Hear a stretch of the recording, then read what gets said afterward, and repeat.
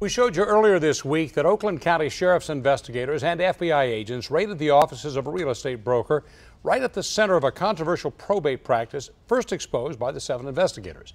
Ralph Roberts has been using public officials to open probate estates after someone dies. And the rightful heirs say they've often been left with very, very little. Now, every time we do one of these investigations, we always ask for an interview or for comment to make sure we're getting all sides of the story. So when one of the public officials involved in this was recently in front of a judge, we tried to get some of our questions answered.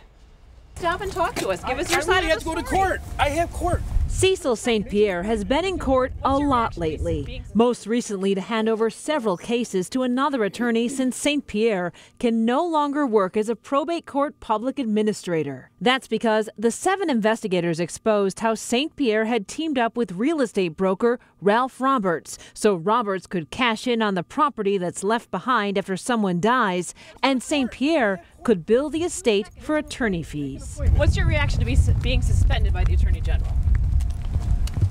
I resigned. No, you were suspended first. I resigned. You were suspended first after you were disciplined. I resigned.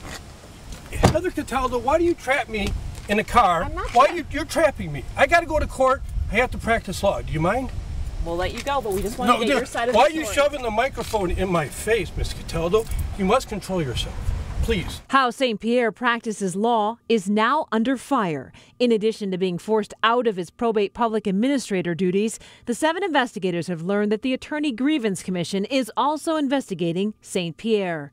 Records we obtained show the Grievance Commission is scrutinizing why St. Pierre has been allowing Roberts' company, Probate Asset Recovery, to pay the court fees to open those probate cases. If he's taking money from someone else that might have a financial interest in this, if they can get a listing, then where does his duty lie? Probate lawyer Gary Allen spoke to the 7 investigators last November after St. Pierre tried to take $892 in legal fees from an estate that Allen says never needed to be opened as a formal probate estate. When I sit in the outside of the courtroom and I see people complaining that they're having to show up from Florida to produce a deed, and they're having to come from New York to produce a will in order to stop what's going on. And then when you start seeing the attorney fees that are being charged people, $800 for a court appearance and filing some papers, then you really start to question about the ethics of this. After our story aired, St. Pierre filed this lawsuit against Lillian Heatherman's estate, demanding $1,000 in addition to those attorney fees.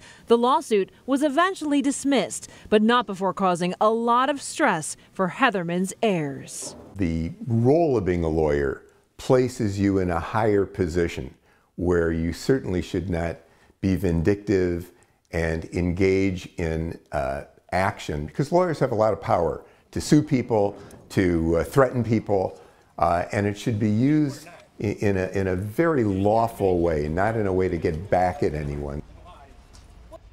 In his response to the Attorney Grievance Commission, Cecil St. Pierre says he has followed the public administrator law, and he says he has never taken any money directly from Ralph Roberts. Now, coming up tonight at 6 p.m., you'll hear from Michigan's Attorney General about what he's doing to make sure these problems in probate estates don't happen again. Well, it's good you're putting an end to something that has cost a lot of people a lot of money. They don't even realize it either. So. A lot of money. All right, Heather, thank you so much.